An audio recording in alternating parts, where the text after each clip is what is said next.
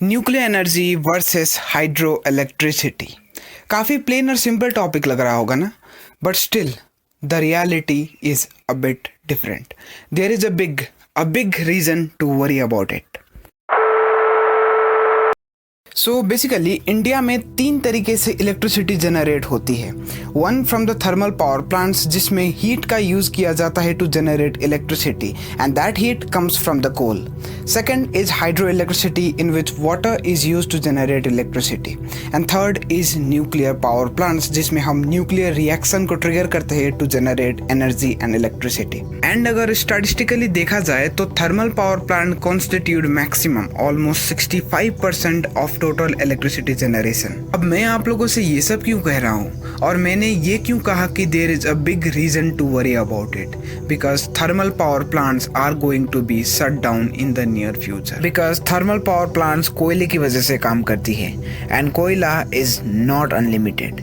और ऐसा कहा गया है कि अगर इसी रेट से हम कोयले का इस्तेमाल करते रहे तो इन फ्यूचर फ्यू डिकेड्स हमारे साथ कोयले का स्टॉक एकदम से खत्म होने वाला है। थर्मल पावर प्लांट्स जैसी चीजें जो कि इलेक्ट्रिसिटी को मैक्सिमम कंट्रीब्यूट करती है और जिसकी वजह से आज इतना मैसिव अमाउंट में इलेक्ट्रिसिटी जनरेट हो पाया है, तो अगर वो शट डाउन हो गया तो हमारे इलेक्ट्रिसिटी नीड्स का क्या होगा। आज हम जिस तरह से इलेक्ट्रिसिटी का यूज कर रहे हैं, क्या फ्यूचर में भी इसी तरीके से इलेक्ट्रिसिटी का यूज हम कर पाएंगे, या फिर फ्यूचर में इलेक्ट्रिसिटी हमारे लिए लिमिटेड होने वाली है या फिर होने वाली ही नहीं है। तो इसका आंसर सिर्फ और सिर्फ 2 सोर्सेस पर डिपेंडेंट है and that is hydro electricity and nuclear power plants. अब सवाल ये आता है कि दोनों क्या हमारे फ्यूचर इलेक्ट्रिसिटी नीड्स को पूरा कर पाएंगे।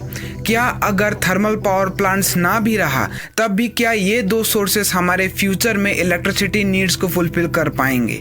तो आज की इस वीडियो में हम इसी चीज को डिस्कशन करने वाले होंगे and we are going to compare hydro electricity versus nuclear power plants and we are going to see the capacity कि फ्यूचर में कौन सबसे ज्यादा इलेक्ट्रिसिटी जनरेट कर सकता है एंड फ्यूचर में क्या दोनों मिलाकर हमारे एनर्जी नीड्स को पूरा कर पाएंगे, और क्या आज जिस तरह से हम इलेक्ट्रिसिटी यूज कर रहे हैं फ्यूचर में भी उसी तरह से इलेक्ट्रिसिटी यूज कर पाएंगे। तो इसी चीज का आंसर आज इस वीडियो में मिलेगा आप लोगों को। तो हेलो डियर फिजिसिस्ट, मैं हूं आपका दोस्त और इस चैनल का होस्ट। तो चलिए आज की ये वीडियो बिना कोई टाइम पास के शुरू करते हैं। सो बेसिकली आज की इस वीडियो में भी हम दूसरे कंपैरिजन स्टाइल वीडियोस की तरह ही 3 फैक्टर्स पर दोनों सोर्सेज को कंपेयर करने वाले होंगे। 1 the amount of electricity generation, यानी कि दोनों में से सबसे ज्यादा इलेक्ट्रिसिटी कौन जनरेट करता है। Second the eco friendly and environmental friendly one, यानी कि दोनों में से सबसे ज्यादा नेचर फ्रेंडली कौन सा है। थर्ड द रिस्क, यानी कि दोनों में से सबसे ज्यादा की सोर्स कौन सा है। एंड एट दी एंड हम ये डिस्कस करने वाले होंगे कि क्या ये 2 सोर्सेस हमारे फ्यूचर एनर्जी नीड्स को पूरा कर पाएगी एंड इफ यस दोनों में से कौन सा ज्यादा एफिशिएंट रहने वाला है टू प्रोड्यूस मोर इलेक्ट्रिसिटी।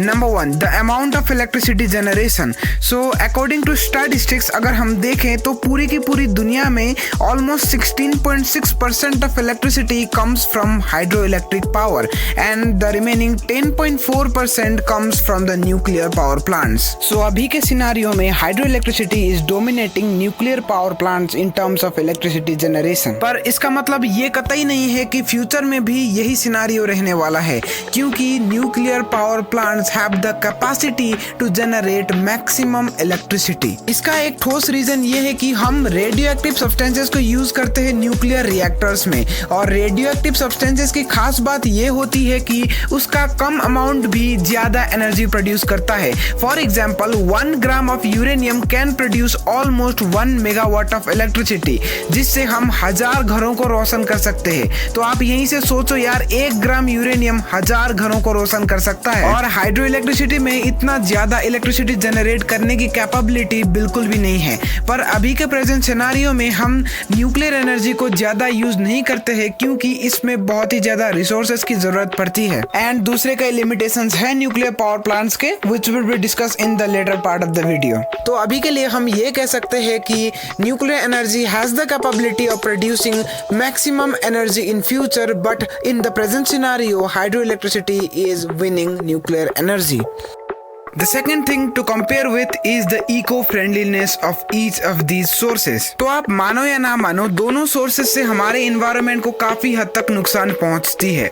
जैसे कि अगर हम बात करें हाइड्रो प्रोजेक्ट्स की, तो उसमें क्या है कि हमें ढेरों सारे डैम्स और पावर स्टेशंस बनानी पड़ती है, तो इसकी वजह से हजारों में पेड़ काटा जाता है। एंड पेड़ काटने से ऑब्वियसली हमारी इकोसिस्टम और इन्वायरमेंट पर काफी ज्यादा हैम्पर होता है। वहीं अगर न्यूक्लियर पावर प्लांट्स की अगर हम बात करें, तो उसमें सबसे ज्यादा मेन प्रॉब्लम है केमिकल वेस्ट। जो हम न्यूक्लियर रिएक्शन खत्म करते हैं, तो उसके बाद एनर्जी के साथ एक बहुत ही ज्यादा खतरनाक केमिकल वेस्ट भी बाहर निकलता है, और वो केमिकल वेस्ट ना ही जमीन पर डिस्पोज किया जा सकता है, ना ही पानी पर डिस्पोज किया जा सकता है। The consequences of the chemical waste is very very very drastic. अभी तो हम इसे किसी न किसी तरीके से मैनेज कर पा रहे हैं, बट इन फ्यूचर अगर हमें न्यूक्लियर पावर प्लांट्स को बढ़ाना पड़ा just in sake of more energy generation, तो इसका कॉन्सिक्वेंसेस बहुत ही ज्यादा ड्रास्टिक हो सकता है। And obviously nuclear power plant से निकला वो chemical would be very harmful as compared to that of hydro electricity. So we can say that hydro power plants are cleaner source of electricity as compared to that of nuclear power plants.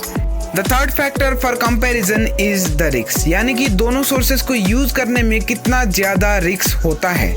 So literally दोनों sources को run करने के लिए काफी ज्यादा risk उठाना पड़ता है। जैसे कि हम बात करें हाइड्रो इलेक्ट्रिसिटी की, तो उसमें क्या है कि कभी कभार डैम्स फट जाते हैं, और डैम्स फटने से काफी ज्यादा नुकसान होता है, जैसे कि बाढ़ आती है और उससे काफी ज्यादा जाने जाती है। इसके साथ ही टरबाइन को घुमाने के लिए हाइड्रो इलेक्ट्रिक पावर प्लांट्स में बहुत ही ज्यादा हाई प्रेशर से पानी आती है, and sometimes the high pressure of water is uncontrollable. And similarly अगर हम न्यूक्लियर पावर प्लांट्स की बात करें, तो उसमें the main risk is about the uncontrollable nature of fission reactions. अब फिशन रिएक्शन से मेरा मतलब क्या है, तो इसे इस तरीके से समझो, जैसे कि एक कुआं है, उस कुएं में एक मछली है, वो एक मछली 3 मछलियों को जन्म देती है, एंड सिमिलरली वो 3 मछलियां 3 मछलियों को जन्म देती है, तो टोटल अब 9 मछलियां हो चुकी है। एंड सिमिलरली वो 9 मछलियां 81 मछलियों को जन्म देती है, and so on and so fourth. तो इसी प्रक्रिया को फिशन कहते हैं। सो ऐसे ही फिशन रिएक्शंस ऐसा रिएक्शन होता है जिसमें एक रिएक्शन 3 और रिएक्शन को ट्रिगर करती है,